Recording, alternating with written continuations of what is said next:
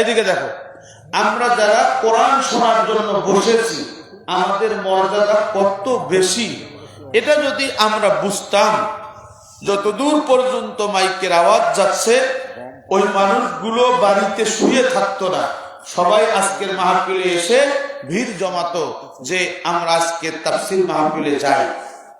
বন্ধুগণ আমার, আপনি আমি যখন বাড়ির থেকে বের হয়ে ইসলামী জলসার দিকে হেঁটে হেঁটে এসেছি, এখানে আমরা কোরআন শুনবো, হাদিস শুনবো, আমাদের মর্যাদাটা কত বেশি।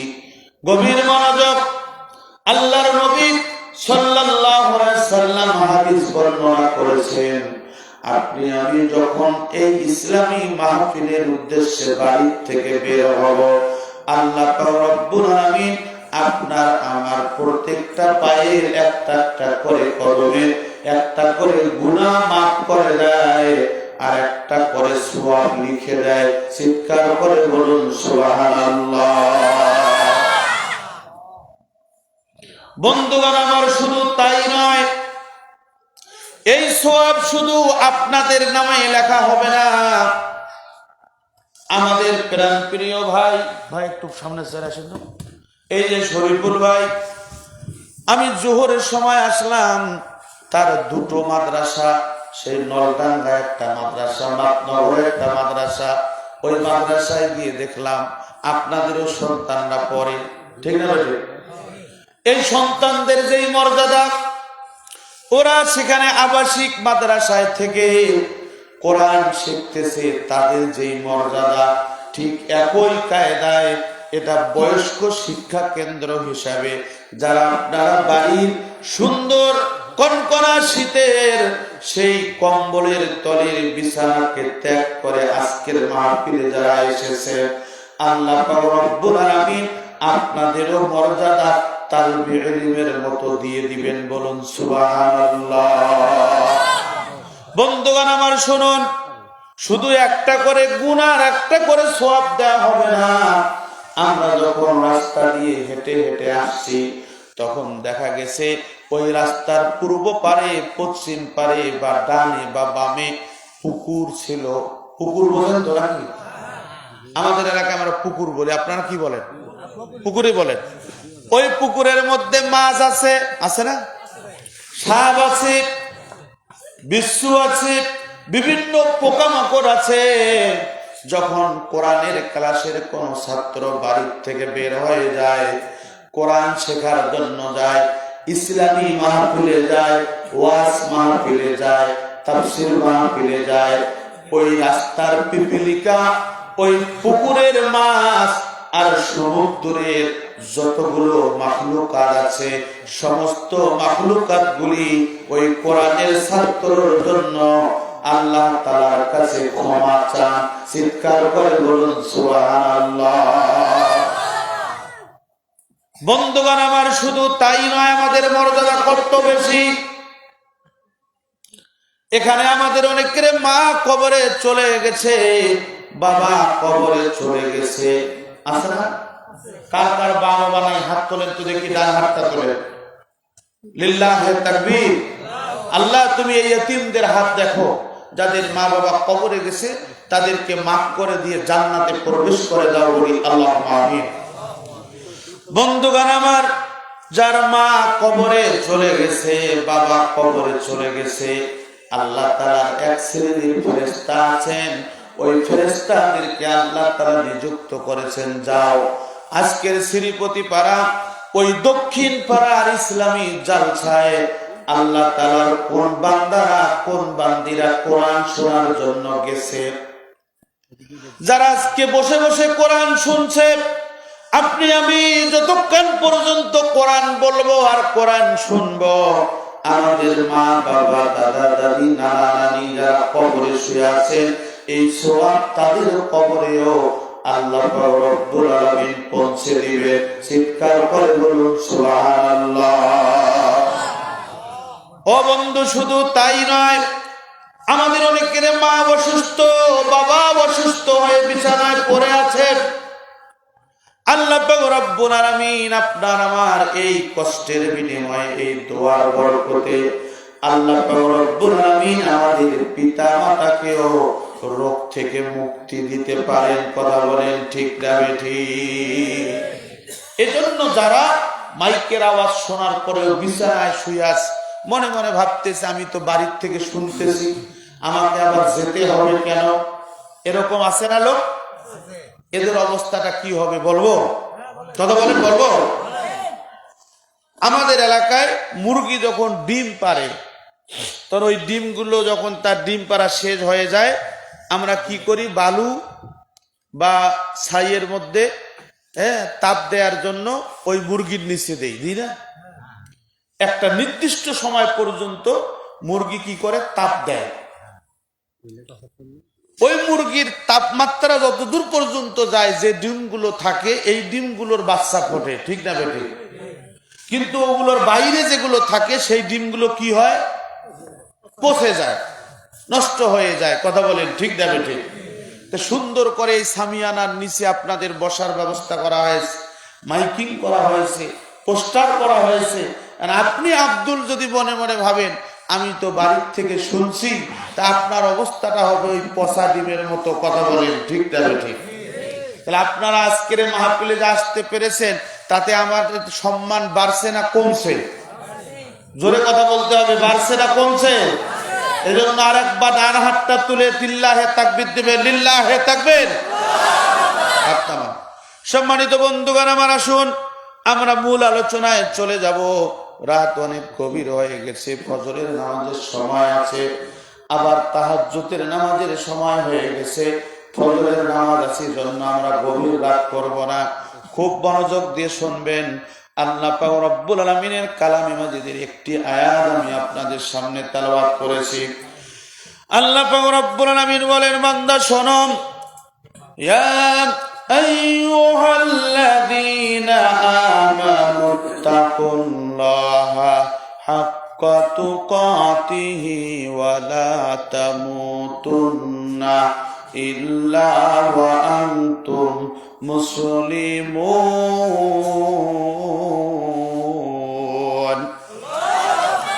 আল্লাহ পাক রব্বুল আলামিন বলেন, ঈমানদাররা শোনো, তোমরা যারা ঈমান এনেছো, নট অনলি আমলিক বিএনপি জামাত জাতীয় পার্টি জাসদ বাসদ কোন দলের লোক নয়, তোমরা যারা নিজেকে ঈমানদার দাবি করো, আমি তোমাদেরকে বলছি ইত্তাকুল্লাহ, তোমরা আল্লাহকে ভয় করো।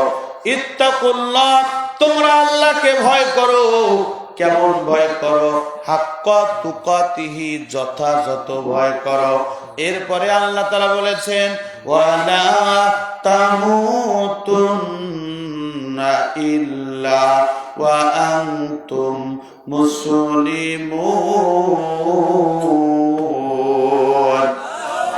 আল্লাহ পাক রব্বুল আলামিন বলেন, বান্দা শোনো, ইল্লা ওয়া আনতুম মুসলিমুন, মুসলমান না হয়ে মরো না।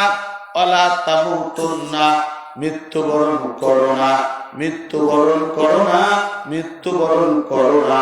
ইল্লা ওয়া আনতুম মুসলিমুন, যতক্ষণ মুসলমান হবে না ততক্ষণ মৃত্যুবরণ করবে না। কথা কার? সবাইকে বলতে হবে, কথা কার? আল্লাহ পাক রব্বুল আলামিন আয়াতের মধ্যে তিনটা সাবজেক্ট দিয়েছেন। এক নম্বর হচ্ছে ঈমানদার হওয়া, দুই নম্বর হচ্ছে আল্লাহ তাআলাকে যথাযথভাবে ভয় করা, তিন নম্বর হচ্ছে মৃত্যুবরণ করার আগেই মুসলমান হওয়া। আমি আমার গবেষণায় দেখেছি, ঈমানদার হওয়া সহজ, আল্লাহ তাআলাকে ভয় করাটা এটাও মুখে মুখে বলা সহজ, কিন্তু মুসলমান হওয়াটা অনেক কঠিন। কথা বলেন ঠিক না বেঠিক? আজকে আমাদের সমাজে নামধারী অনেক মুসলমান আছে, আমাদের সমাজে নামধারী মুসলমানের অভাব নাই। আব্দুল্লাহ, আব্দুর রহিম, আব্দুল গফার, আব্দুল গফুর, আব্দুর রহমান, আব্দুর রহিম, এইভাবে মুসলমানের নাম শুনলেই মনে হয় যে এই লোকটা মুসলমান, এই লোকটার মতো ভালো মানুষ আর নাই। কিন্তু তার কাজে কর্মে সুদ আছে, ঘুষ আছে, জেনা আছে, ব্যভিচার আছে, অন্যায় আছে, অবিচার আছে। তাহলে এই মানুষটা কি প্রকৃতপক্ষে মুসলমান? কথা বলেন। সম্মানিত বন্ধুগণ আমার, ভালো করে শুনুন, সূরা আল বাকারার ৮ নম্বর আয়াত আল্লাহ পাক রব্বুল আলামিন বলেছেন ওয়া মিনান নাসি মাইয়াকুলু আমান্না বিল্লাহি ওয়া বিল ইয়াউমিল আখির ওয়া মা হুম বিমুমিনিন।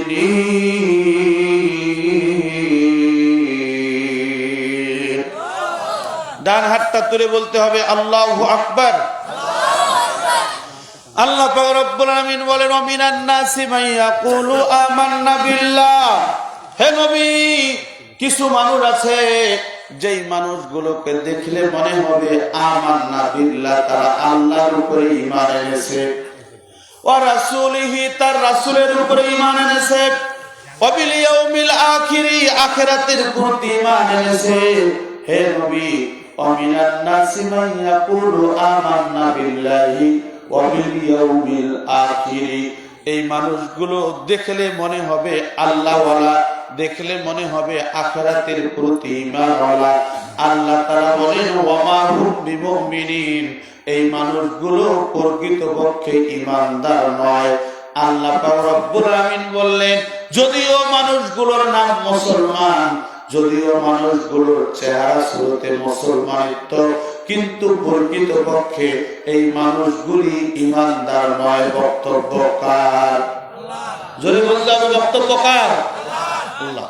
বন্ধুগণ আমার, আপনাদের উপস্থিতি এমনিতে কিন্তু কম, তার মাঝে যদি দুই একজন আপনারা ওঠাউঠি করেন তাহলে কিন্তু এটা বেমানান। এই জন্য আমি আপনাদের কাছে বিনীত অনুরোধ করব, আমি তো বলেছি যে আমরা অল্প সময়ের মধ্যে শেষ করব, কিন্তু আপনারা যদি এভাবে ওঠাউঠি করেন তাহলে পরিবেশটা একটু দূষণ হবে। তাহলে আমি মনে করি যে আলোচনা আপনারা যতক্ষণ শুনবেন ততক্ষণ চলবে। আলোচনা কি চলবে? কথা বলেন, চলবে? হাত তুলতে হবে, ডান হাত তুলতে হবে, জোরে তাকবীর দিতে হবে, লিল্লাহে তাকবীর। যারা হাত তোলেন নাই তারা কি মনে করেন যে আমি ওয়াজ শেষ করে দিব? একটু হাতটা টান টান করেন, লিল্লাহে তাকবীর। আপনাদের কথা দিলাম, আমি কেবল তো আলোচনা শুরু করেছি ভাই, তাতে যদি আপনারা ওঠাউঠি করেন তাহলে তো এটা বেমানান দেখা যাবে। আমরা 12টা বাজবে ইনশাআল্লাহ ক্লোজ করে দেব, আর মাত্র 25 মিনিট আপনারা ওয়াজ শুনবেন। একটু গভীর মনোযোগ। বন্ধুগণ আমার, ভালো করে শুনুন। আল্লাহ পাক রব্বুল আলামিন বললেন তোমাদের মধ্যে এক শ্রেণীর মানুষ আছে, দেখতে এরা আল্লাহওয়ালা কিন্তু এরা আল্লাহওয়ালা নয়, দেখতে এরা আখিরাতওয়ালা কিন্তু এরা আখিরাতওয়ালা নয়। ওয়া মা হুম বিমুমিনিন, এরা ঈমানদার নয়, এরা ঈমানদার নয়, এরা ঈমানদার নয়। এরা কারা? এরা হচ্ছে ওই সমস্ত মানুষ মুযাবযাবিনা বাইনা যালিকা লা ইলাহা উলাই ওয়া লা ইলাহা উলা ওয়া মান ইউদ্লিলিল্লাহু ফালান তাজিদা লাহু সাবিলা। আল্লাহ তাআলা বলেন মুযাবযাবিনা বাইনা যালিক, এই মানুষগুলো হচ্ছে দুদুল্যমান, এই মানুষগুলো হচ্ছে দুদুল্যমান। যখন যেই দিক দিয়ে পানি পড়ে তখন সেই দিক দিয়ে ছাতা ধরে। আমার কথা কি বোঝা যায়? এই মানুষগুলো দুদুল্যমান মানে হচ্ছে যে যখন আওয়ামী লীগ ক্ষমতায় তখন আওয়ামী লীগ, যখন বিএনপি ক্ষমতায় তখন বিএনপি। কথা বুঝা গেছে? মানে ওর ভিতরের চরিত্রটা বোঝা যায় না। এটার একটা উদাহরণ আপনাদের কাছে দিই। কালামে মাজিদের মধ্যে এটা এসেছে তাফসিরে, তাফসিরে ইবনে কাসির, তাফসিরে মাজহারি, তাফসিরে তাবারি, পড়ে দেখবেন, ভালো করে শুনুন। এটার উদাহরণ এসেছে এরকম, ইঁদুরের খাল চেনেন আপনারা? কথা বলেন, চেনেন? এই ইঁদুরের খালে যদি পানি দেন দেখবেন যে 2-3টা রাস্তা দিয়ে পানি বের হচ্ছে। তার মানে ইঁদুর জানে যে আমি দোষী, আমি মানুষের ধান চুরি করে রাখছি, এটা আমার দোষ। এজন্য ইঁদুর 2-4টা রাস্তা বের করে দেয় যে বিপদ আসলে আমি ওই রাস্তা দিয়ে চলে যাব। কথা বলে ঠিক না? ঠিক। বন্ধুগণ আমার, ভালো করে শুনুন। আল্লাহর নবী সাল্লাল্লাহু আলাইহি ওয়াসাল্লামের জামানায় যদি কোনো মানুষ বিন্দু পরিমাণ ঈমান নিয়ে মৃত্যুবরণ করত, ওই মানুষটার যদি ঈমানটা আল্লাহ তাআলার কাছে গ্রহণযোগ্য হতো, ওই মানুষের ছোট্ট আমলের বিনিময়ে আল্লাহ পাক রব্বুল আলামিন তাকে মাফ করে দিয়ে জান্নাত দিয়ে দিত। বলুন সুবহানাল্লাহ। বুখারী শরীফ থেকে লম্বা একটা হাদিস, যত সংক্ষিপ্ত ভাবে বলা যায় বলার জন্য বলছি। আল্লাহ তাআলার একজন বান্দা, আল্লাহর নবীর একজন সাহাবী, ছোট্ট মানুষ, নাম হচ্ছে আব্দুল্লাহ। এই আব্দুল্লাহ আল্লাহর নবী সাল্লাল্লাহু আলাইহি সাল্লামের কাছে এসেছেন। আসার পরে বললেন, ইয়া রাসূলুল্লাহ, ইয়া হাবিবাল্লাহ, আমার বাবা আজকে দুনিয়া থেকে বিদায় নিয়ে চলে গেছে, চলেন আমাদের বাড়িতে যেতে হবে, আমার বাবার জানাজার নামাজে শামিল হতে হবে, আমার বাবার দাফন কাজে আপনাকে শামিল হতে হবে। আল্লাহর নবী সাল্লাল্লাহু আলাইহি সাল্লাম সাহাবা আজমাইনদেরকে নিয়ে ওই আব্দুল্লাহ মৃত্যুবরণ করেছেন আব্দুল্লাহর বাবা, ওই আব্দুল্লাহর বাড়িতে গেলেন। আব্দুল্লাহর বাড়িতে যাওয়ার পরে হযরত ওমর, হযরত উসমান, হযরত আলী, হযরত আবু বকর সিদ্দিক রাদিয়াল্লাহু তাআলা আনহুম আজমাইন, জলিলুল কদর চারজন সাহাবীকে বললেন, আব্দুল্লাহর বাবাকে গোসল দাও, আব্দুল্লাহর বাবার কাফনের কাপড় পরাও, আব্দুল্লাহর বাবার জানাজার নামাজের ইমামতির সময় হয়ে গেছে, দ্রুত তাকে দাফন করাতে হবে, এই ব্যবস্থা নাও। বন্ধুগণ আমার, আল্লাহর নবী সাল্লাল্লাহু আলাইহি সাল্লাম বলতে দেরি, কিন্তু কার্যক্রমগুলি হইতে দেরি হয় নাই। কথা বলেন ঠিক না বেঠিক? স্বয়ং আল্লাহর নবী উপস্থিত। আল্লাহর নবী বলতেছেন, আব্দুল্লাহর বাবা একজন ইমানদার মানুষ, আব্দুল্লাহর বাবা যেহেতু মৃত্যুবরণ করেছে, তাহলে এই আব্দুল্লাহর বাবারে গোসল দাও, আব্দুল্লাহর বাবারে কাফনের কাপড় পরাও, দ্রুত জানাজার নামাজের ব্যবস্থা করো। বন্ধুগণ আমার, আজকে আমাদের দেশে আমরা দেখতে পাই যে আমাদের বাড়িতে মা মারা গেল, বাবা মারা গেল, তখন দেখা যায় যে হুজুরের বাড়িতে দৌড়। হুজুরের বাড়িতে যাওয়ার পরে বলতেছে যে হুজুর, আমাদের বাবা মারা গেছে, মা মারা গেছে, আসেন গোসল করার ব্যবস্থা করেন। বাজার থেকে কাপড় নিয়ে আসছি, কাপড়গুলো কেটে দেন। হুজুর কাপড়গুলো কেটে দিল, এরপরে গোসলের ব্যবস্থা করে দিল, কাফনের কাপড় পরাইলো, সমস্ত দায়িত্ব হুজুরের। হুজুর যদি একটু দেরি করে আসে, তাহলে ওই হুজুরের চাকরি তারপরে শুক্রবারে নাই। কথা বলে ঠিক না? ঠিক। আচ্ছা বলেন, হুজুর কি এই ঠিকাদার আপনাদের কাছ থেকে নিয়েছে যে আপনাদের মা মারা যাবে, বাবা মারা যাবে, তার কাফনের কাপড় কাটতে হবে, তার জানাজার নামাজ পড়াতে হবে? এই ঠিকাদারি কিন্তু হুজুরের নয়, এই ঠিকাদারি আপনার। আমাদের মা চলে গেছে, বাবা চলে গেছে যাদের, আমি আপনাদের কাছেই বলছি, মা বাবা যখন চলে গেল, আপনার মা বাবা কোনোদিনও আপনার কাছে চাবে না যে ছেলেরে আমাকে একটা ওষুধ দাও, এ ছেলে আমাকে একটু খাবারের ব্যবস্থা করে দাও, আমাকে একটা কাপড় দাও। এই কথা আর কোনোদিনও আমাদের আব্বা আম্মা যাদের চলে গেছে তারা কিন্তু বলবে না। অথচ তাদেরকে কোন রকম দাফন করে রেখে এসে আমাদের ওযু নাই, গোসল নাই, নামাজ নাই, রোজা নাই, আমরা কি করতেছি? ওই বাড়িতে ড্যাক্সেট বাজাচ্ছি, ওই বাড়িতে গানের প্যান্ডেল সাজাচ্ছি, ওই বাড়িতে যত প্রকারের অপকর্ম আছে সেই অপকর্মগুলি করছি। আল্লাহর কসম করে বলছি, আপনার বাবা কবরে চলে গেছে, মা কবরে চলে গেছে, আপনাকে জায়গা জমি দিয়ে গেছে ওই বাড়িতে গান বাজনার আয়োজন করার জন্য নয়। আপনি আল্লাহওয়ালা হবেন, আপনি আল্লাহ প্রেমিক হবেন, এই জন্য আপনার পিতামাতা আপনাকে সম্পত্তি দিয়ে গেছে। কথা বলে ঠিক না? ঠিক। বন্ধুগণ আমার, কোন ইমানদার তার পিতামাতাকে কি কষ্ট দিতে পারে? কথা বলেন না কেন? কষ্ট দিতে পারে? ভাই মুখটা খুলে বলেন, কষ্ট দিতে পারে? পারে। কিন্তু আজকে আমাদের কাছে রেকর্ড আছে, যত বড় বড় টাকাওয়ালা, আপনি বৃদ্ধাশ্রমে যে খবর নেন, মেয়ে কানাডায় থাকে, ছেলে আমেরিকায় থাকে, এরপরে মেয়ে ডাক্তার হয়েছে, ছেলে অনেক বড় ব্যবসায়ী, আজকে তাদের পিতা মাতাই বৃদ্ধাশ্রমে আছে। কথা বলে ঠিক না? ঠিক। ছেলে আমার মস্ত মানুষ, মস্ত অফিসার, মস্ত ফ্ল্যাটে হয় না জায়গা এ পার ও পার। ছেলে আমার মস্ত মানুষ মস্ত অফিসার, মস্ত ফ্ল্যাটে হয় না জায়গা এ পার ও পার। ওই মস্ত ফ্ল্যাটে আছে দেখো আসবাব দামি দামি, ওই ফ্ল্যাটে কম দামি হলাম একমাত্র আমি রে, একমাত্র আমি। কথা বলেন ঠিক না বেঠিক? একজন অধ্যাপক, খেয়াল রাখবেন কিন্তু, আল্লাহর নবী জানাজার নামাজে গেছেন, স্মরণ আছে? এটা খেয়াল রাখবেন। একজন অধ্যাপক, আপনি এখনো যদি সার্চ দেন ইউটিউবে, ইন্টারনেট আপনি পেয়ে যাবেন।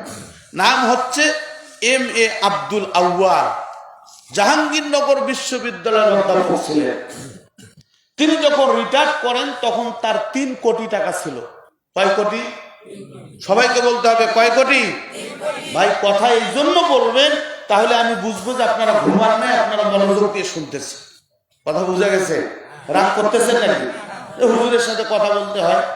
আমাদের এলাকায় একটু আমরা বেশি কথা বলি তো, আমাদের শ্রোতারা কিন্তু এলাকা, কিন্তু আপনাদের এইদিকে দেখলাম আমার ছোট্ট ভাই আলামিনও খুব চেঁচামেচি করলো, কিন্তু আপনারা নামকা আসতে আপনারা বলতেছেন হুজুররা আসবে চেঁচামেচি করবে টাকা নিবে, তা ওনারা না চেঁচাবে তা আমরা চেঁচাবো কেন? আল্লাহর রাস্তে না, যারা কোরআনের মজলিসে বসবে, কোরআনের ক্লাসের ছাত্র, আপনি যতগুলো কথা বলবেন প্রত্যেকটা কথায় সওয়াব হবে। বলেন সুবহানাল্লাহ। বন্ধুগণ আমার, জাহাঙ্গীরনগর বিশ্ববিদ্যালয়ের অধ্যাপক MA আব্দুল আউয়াল সাহেব 3 কোটি টাকা পেলেন।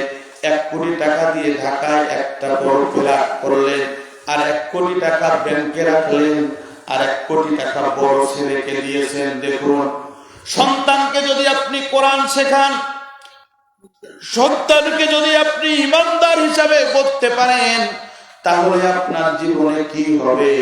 আর সন্তানকে যদি ঈমানওয়ালা করতে না পারেন, এই সন্তান আপনার আমার বিরুদ্ধে যাবে, আপনাকে আমাকে হত্যা করার ষড়যন্ত্র করবে। কথা বলেন ঠিক না বেঠিক? MA আব্দুল আউয়াল সাহেবের কথা বলছিলাম। ডক্টর MA আব্দুল আউয়াল সাহেব, তিনি অনেক বড় একজন প্রভাষক, অনেক বড় একজন চাকরিজীবী। 1 কোটি টাকা বড় ছেলেকে দিয়েছেন। বড় ছেলে কানাডায় বাড়ি জমিয়েছে, আব্বা আম্মার খোঁজ খবর নেয় না। বন্ধুগণ আমার, 1 দিন চলে গেল, 2 দিন চলে গেল, বিবি দুনিয়া থেকে বিদায় নিয়ে চলে গেছেন। ও বন্ধু, তার একটা মাত্র মেয়ে, মেয়েটাও ডাক্তার, মেয়েটা আমেরিকায় থাকে। ছোট্ট ছেলে, এটাও ডাক্তার, এটাও আমেরিকায় থাকে। বন্ধুগণ আমার, বাড়িতে তার দোতলা বাড়ি গ্রামের বাড়িতে, আবার ঢাকা শহরে 10 তলা একটা ফ্ল্যাট। দুর্ভাগ্যের বিষয় হলো সত্য, ওই বাড়িতেও জায়গা হয় না, বৃদ্ধাশ্রমে গিয়ে তাকে থাকতে হয়। বলেন আল্লাহু আকবার। ঈদের দিনে সাংবাদিকরা গেছেন, এই যে রমাদান আসতেছে, রমাদানের ঈদের দিনে সাংবাদিকরা প্রশ্ন করেছেন, স্যার আপনি একজন অধ্যাপক মানুষ, আপনি কেন আজকে বৃদ্ধাশ্রমে আছেন, একটু কি আমাদের কাছে বলবেন? উনি বলছেন, আমার 3টা সন্তান, 2টা সন্তান ডাক্তার, আর একটা সন্তান অনেক বড় প্রফেসর, আমার একটা সন্তান অনেক বড় ব্যবসায়ী। দুর্ভাগ্যের বিষয় হলেও সত্য, আমি সন্তানদেরকে পড়াশোনা করিয়েছি, আমি সন্তানদেরকে টাকা পয়সা দিতে পেরেছি, আমি সন্তানদেরকে অনেক বড় সার্টিফিকেট শিক্ষা দিয়েছি। দুর্ভাগ্যের বিষয় হলেও সত্য, আমি আমার সন্তানকে নৈতিকতা অতএব ইসলাম শিক্ষা দিতে পারি নাই, যার জন্য আমি আব্দুল আউয়াল আজকে বৃদ্ধাশ্রমে। বলুন আল্লাহু আকবার। সাংবাদিক প্রশ্ন করলো, স্যার আজকে আপনার শেষ জীবনে এই দুর্দশাটা কেন? উনি বললেন, আমার জীবনের শেষ সময় এই দুর্দশা হওয়ার পিছনে কারণ হলো, আমার যখন চাকরি শেষ হয়ে গেল তখনও আমার কাছে 3 কোটি টাকা ছিল। আমি 1 কোটি টাকা দিয়ে ঢাকায় একটা ফ্ল্যাট কিনেছি, আর 1 কোটি টাকা আমি ব্যাংকে রেখে দিয়েছি। শেষ বয়সে টাকাটা দিয়ে আমি চলতাম। আর 1 কোটি টাকা এটা আমি আমার বড় ছেলেকে দিয়েছি ব্যবসা করার জন্য। একদিন চলে গেল, 2 দিন চলে গেল, আমার দেখাশোনা করার কেউ নাই। ওই 1 কোটি টাকা ব্যাংকে রেখে দিয়েছি, আমি বৃদ্ধাশ্রমে রাত কাটাই, দিন কাটাই। একদিন হঠাৎ করে ছোট্ট ছেলে ঈদের পরে আমাকে দেখতে আসলো। ও বন্ধু, আপনি যদি আপনার সন্তানকে অনেক দিন পর দেখেন তাহলে মনের মধ্যে আনন্দ জাগবে কি জাগবে না? কথা বলেন। যারা পিতা মাতা তারা বুঝতে পারে। আমি 5 তারিখে বাড়ির থেকে বের হয়েছি, 5 তারিখ থেকে এখন পর্যন্ত বাড়িতে যাইনি। গতকালকেও নওগাঁয় ছিলাম, তার আগের দিনে ঝিনাইদহ ছিলাম, তার আগের দিনে ঢাকায় ছিলাম, এরপরে বাগেরহাট, আপনাদের কুষ্টিয়া, এই দিকেই আমি পড়ে আছি। আল্লাহু আকবার। দৈনন্দিন 2বার 3বার হলেও আমার বাবা ফোন দিয়ে বলতে যে কোথায় আছি, কেমন আছি। দেখুন, সবসময়ের জন্য পিতামাতার মধ্যে একটা হতাশা কাজ করে যখন সন্তান বাইরে থাকে। কথা বলে ঠিক না? ঠিক। বন্ধুগণ আমার, আপনি যত বড় আলেম হন না কেন, আপনি যত বড় শিক্ষিত হন না কেন, আপনি যত বড় অফিসার হন না কেন, আপনি পিতামাতার সাথে ভালো ব্যবহার করবেন না, আপনার নামাজ, রোজা, হজ, যাকাত সমস্ত কিছু আল্লাহ পাক রব্বুল আলামিন ধ্বংস করে দিবেন। চিৎকার করে বলুন নাউযুবিল্লাহ। ওই টাকা পয়সা দিয়ে আপনার কোনো কাজে আসবে না যদি আপনার প্রতি আপনার পিতামাতা অসন্তুষ্ট থাকে। বন্ধুগণ আমার, গভীর মনোযোগ দেখুন। এম এ আব্দুল আউয়াল সাহেব বলছেন, ঈদের পর ছোট্ট ছেলে আমার কাছে আসলো। ওই ছোট্ট ছেলেটা এসে আমাকে বলল, বাবা আপনি কি খাবেন, আমি সেটাই খাওয়াবো। আমাকে একটা রেস্তোরাঁয় নিয়ে গেল, সেখানে বসে আমাকে বলল কি খাবে।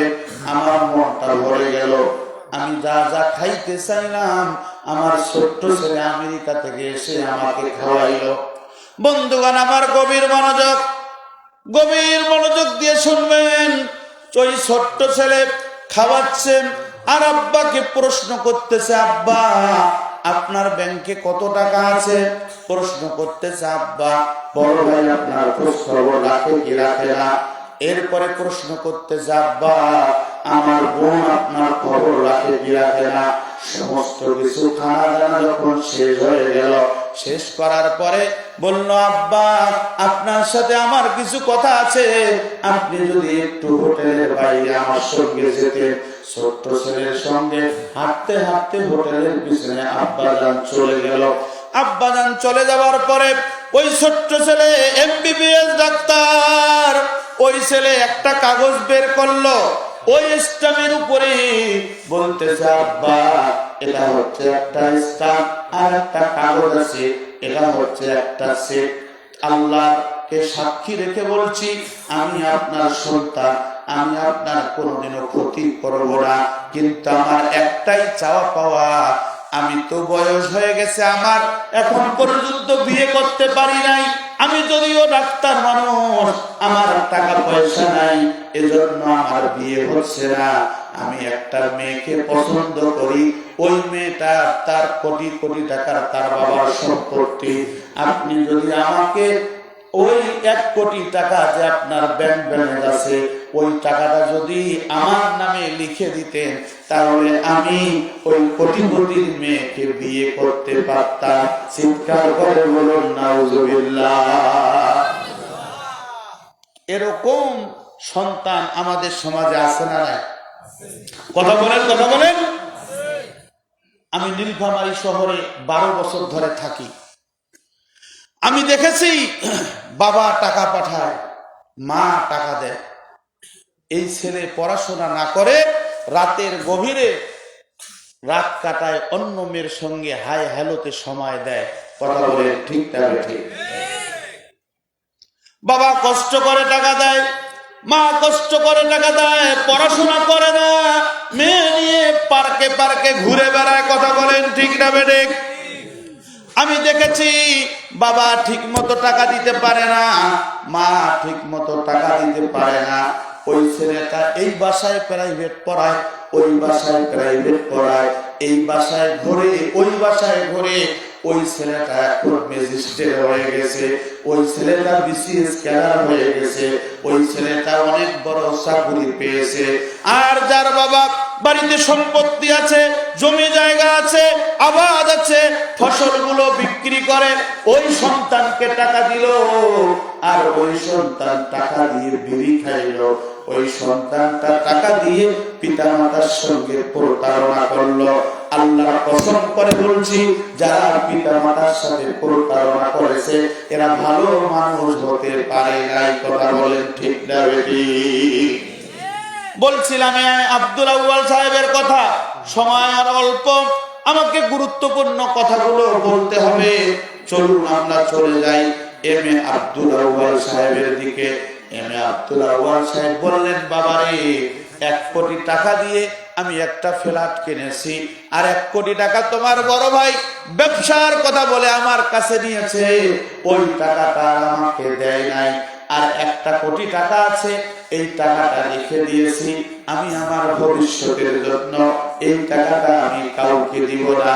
এম এ আব্দুল আউয়াল সাহেব বললেন, আমার ছোট্ট ছেলে পকেট থেকে ছোট্ট একটা রাইফেল বের করে আমার মাথায় ঠেকাই দিল, বলতেছে, বাবা আপনি যদি বাঁচতে চান তাহলে আমাকে ব্যাংক ব্যালেন্সের টাকাটা দিয়ে দেন, না হলে কিন্তু আমি আপনাকে হত্যা করব।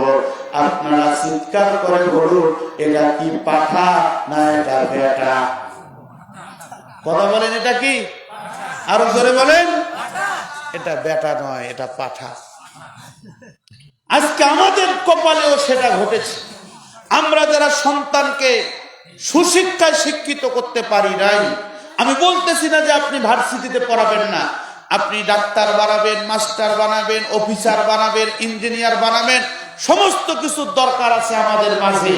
কিন্তু যেখানে পড়ালে আমার সন্তান ইসলাম শিখবে, কোরআন শিখবে, হাদিস শিখবে, বিজ্ঞান শিখবে, আমার ছেলে আলেম হবে, আমার ছেলে হাফেজ হবে, আমার ছেলে ডাক্তার হবে, আমার ছেলে মাস্টার হবে, আমার পরিশ্রমটা আমি ওই পথেই করব। কথা বলি ঠিক না বেটে? আমি তো এখন বলি ইমাম সাহেবদেরকে যে আপনারা কাপড়ের কাপড় কাটা বন্ধ করে দেন।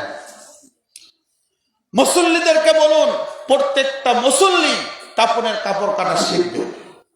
কেন? আপনার বাবা মারা গেছে, এটা আপনার দায়িত্ব। আপনার বাবা মারা গেছে, গোসল করার দায়িত্ব আপনার। আপনার বাবার সম্পত্তি আপনি ভোগ করবেন, আমি ভোগ করব। আপনার বাবা মৃত্যুবরণ করেছে, জানাজার ইমামতি তো আপনার করার কথা, কিন্তু আপনি ভাড়াটে মৌলবি দিয়ে কোন রকম আপনি কবরস্থ করলেন, করার পরে আর নামাজ কালাম নাই। জিজ্ঞাসা করলো যে ভাই নামাজ পড়েন না কেন? এখন তো মসজিদে আসেন না। এখন ইমাম সাহেব মনের মধ্যে নিয়ত করেছে যে নামাজ পড়বে আমি তার বাড়িতে দাওয়াত খাবো, যে নামাজ পড়বে না তার বাড়িতে দাওয়াত খাবো না। ইমাম সাহেব যখন মনে মনে এই প্ল্যান করেছেন, তখন দেখা গেল যে কিছু নামাজির সংখ্যা বাড়ছে। একজন নামাজিকে বলতেছে, একজন নামাজি এসে হুজুরকে বলতেছে, হুজুর আজকে আমার বাড়িতে আপনার রাতের বেলা দাওয়াত। হুজুর বলছেন যে আমার বাড়ি, আপনার বাড়িতে আমার দাওয়াত, আমি তো বলে দিয়েছি মসজিদে কোন বেনামাজির বাড়িতে আমি দাওয়াত খাবো না।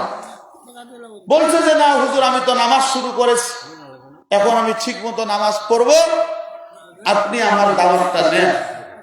হুজুর বলতেছে যে ভাই ঠিক আছে আপনার কথা, আপনি যেহেতু নামাজি মানুষ, বলেন তো দেখি গোসলের খরচ কয়টা?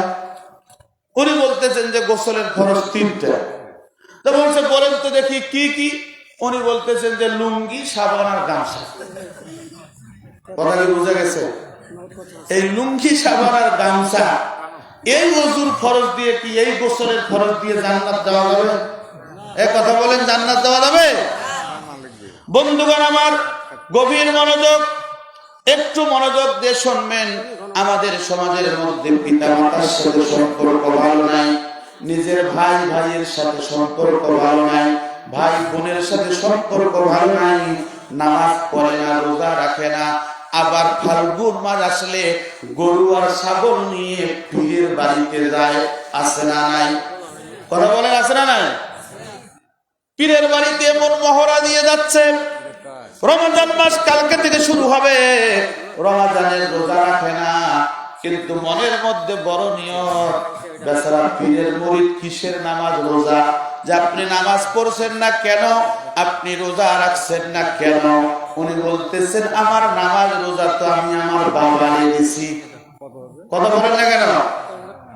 কিছুদিন আগে একজন গান গাচ্ছে, কি গানটা গাইলো? যে আমি চাই না বেহেশত, ভয় পাই না জাহান্নাম, আমি চাই না বেহেশত, ভয় পাই না জাহান্নাম, আমার কপালে লিখে দিও দয়াল নবীর নাম, আমার কপালে লিখে দিও দয়াল নবীর নাম। মা ফাতিমার নয়ন মনি ইমাম ভাই দুইজন, হযরত আলীর কদমে জানাই লাখো সালাম, আমি চাই না বেহেশত, ভয় পাই না জাহান্নাম, আমার কপালে লিখে দিও দয়াল নবীর নাম। এই গানটা সম্পূর্ণরূপে ইসলাম বিরোধী। চিৎকার করে বলুন নাউজুবিল্লাহ। আল্লাহ বলেছেন ওয়াত্তাকুন নার, তোমরা জাহান্নামের আগুনকে ভয় করো।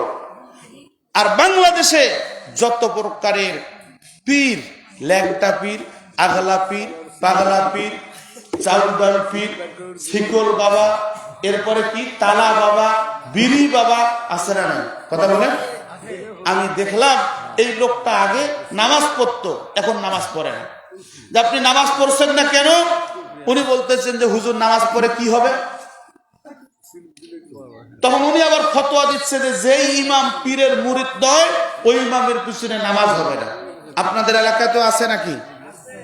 আছে এই তরিকার লোক। আবার এই যে সমাজের মধ্যে বিশৃঙ্খলা, কে উপরে হাত বাঁধবে, কে নিচে হাত বাঁধবে, কে জোরে আমিন বলবে, কে আস্তে আমিন বলবে, কে দাঁড়ে মিলাদ পড়বে, কে বসে মিলাদ পড়বে। কিছুদিন আগে মাগুরায় এক মাহফিলে গেলাম, ওনারা বলতেছেন হুজুর আমাদের এখানে খুবই দলাদলি। কি দলাদলি? বলতেছে হুজুর একদল উপরে হাত বাঁধতে চায়, একদল নিচে হাত বাঁধতে চায়, এখন এটা সমাধান কি? আমি বললাম যে এখন থেকে আপনারা কপালে হাত বাঁধবেন। কি বলেন নাই? উপরে হাত বাঁধলো যেহেতু বিচার হয়, কথা হয়, সমালোচনা হয়, নিচে হাত বাঁধলো হয়, এখন কপালে বাঁধবেন। যদি বলেন যে আমি কপালে কেন বাঁধবো, আমি আপনাকে বলবো যে এই কপালে আগুন লেগেছে আপনাদের, যার জন্য জোরে আমিন আর আস্তে আমিন, মিলাদ পড়া, ক্যাম্প করা, এগুলো নিয়ে বর্তমান দ্বন্দ্ব করার টাইম নেই। যে সময় আল্লাহর রাসূলের বিরুদ্ধে নাস্তিক মুরতাদরা কথা বলতেছে, যে সময় কোরআনের বিরুদ্ধে নাস্তিক মুরতাদরা কথা বলতেছে, ওই সময় আপনার আমার উচিত হলো ইসলামের পক্ষে, নট অনলি আমলিক, বিএনপি, জামাত, জাতীয় পার্টি, জাসদ বাসদ সমস্ত শ্রেণীর লোকজন এক প্ল্যাটফর্মে এসে কোরআন এবং সুন্নাহর পক্ষে থেকে কোরআন এবং সুন্নাহর পক্ষে কাজ করা। কথা বলেন ঠিক না বেড়ে? সেটা না করে একদল 8 রশির মুরিদ, একদল চরমনাই মুরিদ, একদল 13 রশির মুরিদ, একদল তাবলিগ জামাত, একদল হচ্ছে আপনার পীর মুরিদি, বিভিন্ন জন বিভিন্ন দলাদলে বিভক্ত। এ বলতেছে অমুকে কাফের, এ বলতেছে অমুকে ফাসেক, এ বলতেছে ওর ঈমান নাই। এগুলো নিয়ে আমাদের সমাজে দলাদলি কথা বলে ঠিক না ঠিক? আমি অবাক হয়ে যাই। আরে ল্যাংটা কেমনে পীর হয়? এই দেশের মাটিতে ল্যাংটা পীরও পাওয়া যায়, আবার ল্যাংটা পীরের মুরিদও আছে। এরা গান গাচ্ছে, বাবা ল্যাংটা ল্যাংটা রে তোমায় দেখলে আল্লাহ দেখা হয়। চিৎকার করে বলুন নাউজুবিল্লাহ। যখন দেখি বাবা তোমার মুখ, মুছে যাই আমার সকল দুঃখ, তোমায় দেখলে আল্লাহ দেখা হয়। বাবা ল্যাংটা ল্যাংটা রে তোমায় দেখলে আল্লাহ দেখা হয়। বলে নাউজুবিল্লাহ। বন্ধুগণ আমার, আমি আলোচনা শেষ করে দিব। শেষ করব? কথা বলেন একটু, শুধু একটু। আমি বলছিলাম আল্লাহর নবী জানাজার নামাজে শামিল হবেন। খেয়াল আছে আপনাদের? চলবে, আলোচনাটা শেষ করে দিই। হ্যাঁ, কি করলেন? সাহাবা আজমাইনকে বললেন, সাহাবীরা শোনো, হে সাহাবীরা, জানাজার নামাজের জন্য তৈরি হয়ে যাও। আল্লাহর নবী সাল্লাল্লাহু আলাইহি ওয়াসাল্লাম কাফনের কাপড় আব্দুল্লাহর বাবাকে পরালেন। পরার পরে ইমামতির কাতারে দাঁড় হবেন। এমন সময় হযরতে আবু বকরকে বললেন, আবু বকর একটু লাশটার দিকে তাকাও তো দেখি। হযরতে আবু বকর লাশের দিকে তাকিয়ে দেখলেন ওই লাশটার মুখটা খুললেন। আপনি আমি মৃত্যুবরণ করলে আপনার আমারেও গোসল দেবে, কাফনের কাপড় পরাবে, মাথার মধ্যে চকলেটের মতো করে পেঁচিয়ে দিবে, পায়ের মধ্যে চকলেটের মতো পেঁচিয়ে দিবে। কথা বলেন ঠিক না বেঠিক? হযরত আবু বকর রাদিয়াল্লাহু তাআলা আনহুকে বললেন, আবু বকর যাও, যে দেখো তো দেখি লোকটার কি অবস্থা। হযরত আবু বকর রাদিয়াল্লাহু তাআলা আনহু সামনের যে বাঁধনটা ছিল ওই বাঁধনটা খুলে দেখলেন ওই যে আব্দুল্লাহর বাবার জানাজার নামাজ হবে, ওই আব্দুল্লাহর বাবাকে একটা বিষধর সাপ পেঁচিয়েছে। ওই সাপটা পেঁচিয়ে এইভাবে ফ্যান ধরে আছে। আল্লাহর নবীকে এসে হযরতে আবু বকর রাদিয়াল্লাহু তাআলা আনহু বলল, ইয়া রাসূলুল্লাহ, ইয়া হাবিবাল্লাহ, ওই আব্দুল্লাহর বাবার আমরা তো গোসল দিলাম, ওই আব্দুল্লাহর বাবাকে কাফনের কাপড় পরাইলাম, আব্দুল্লাহর বাবার কাফনের কাপড় আমরা পরাইছি, তখন আমরা দেখি নাই আব্দুল্লাহর বাবার একটা সাপ শরীরের মধ্যে পেঁচিয়েছে। এখন আমরা দেখতেছি যে একটা বিষধর সাপ আব্দুল্লাহর বাবাকে পেঁচিয়ে রাখছে। আল্লাহর নবী সাল্লাল্লাহু আলাইহি ওয়াসাল্লাম দাঁড়িয়ে উপস্থিত একটা ভাষণ দিলেন, বললেন, থামো, তোমরা থামো, এটা দুনিয়ার কোন সাপ নয়, এটা আল্লাহ তাআলার পক্ষ থেকে হয়তোবা কোন সংবাদ নিয়ে আসছে। চিৎকার করে বলুন আল্লাহু আকবার। আমাদের কোন জানাজায় যদি এরকম দুর্ঘটনা ঘটে যে মৃত ব্যক্তির কাফনের কাপড় খুলে দেখা গেল যে তাকে একটা বিষধর সাপ পেঁচিয়ে রেখেছে, তাছাড়া বলুন তো ওই জানাজার নামাজের মাঠে মানুষ কি থাকবে? কথা বলেন, থাকবে? বন্ধুগণ আমার, কেন বিষধর সাপটা আসলো, আসার পরে আব্দুল্লাহর বাবাকে কেন পেঁচিয়ে রাখলো, আমি কি বলবো? কথা বলেন, বলবো? কারা কারা শুনবেন একটু হাত তোলেন তো দেখি। লিল্লাহে তাকবীর, জোরে তাকবীর দিতে হবে। লিল্লাহে তাকবীর। কোরআন হাদিস যেখানে, আলেম ওলামা যেখানে, লিল্লাহে তাকবীর।